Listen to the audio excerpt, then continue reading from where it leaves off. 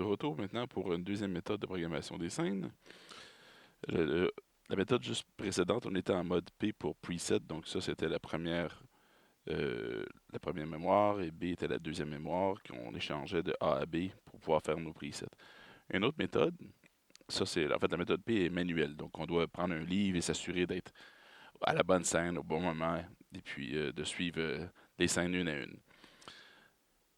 L'autre méthode qu'on pourrait faire, ce serait d'aller choisir une banque.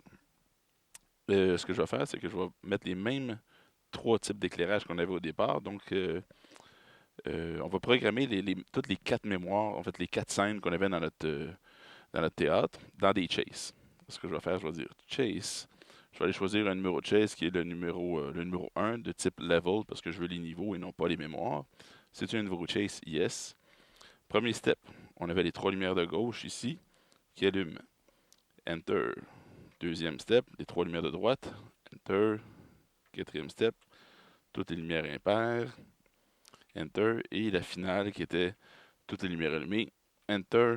Quit. En passant, pour plus de détails pour la programmation des modes chase, vous pouvez aller voir l'épisode 13 qui explique un peu mieux tout ça aussi.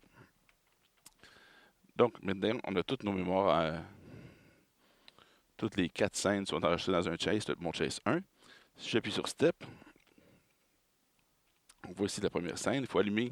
Ça, c'est l'intensité de notre chase.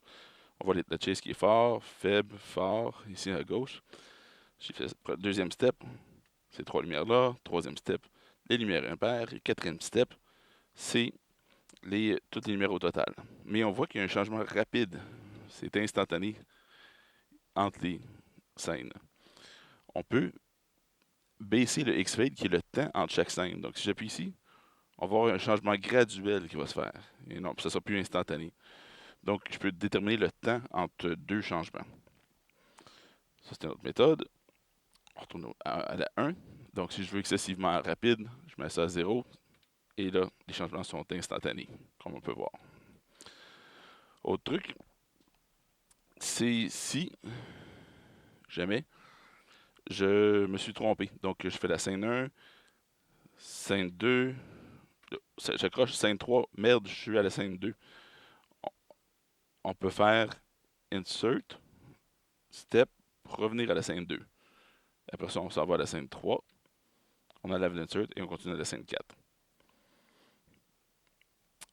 Autre truc aussi, si je suis en mode manuel, je peux X-Fade. Maintenant, c'est plus le temps, c'est moi qui vais changer les scènes à l'aide de mon slider. Donc, scène 1, scène 2, scène 3, scène 4.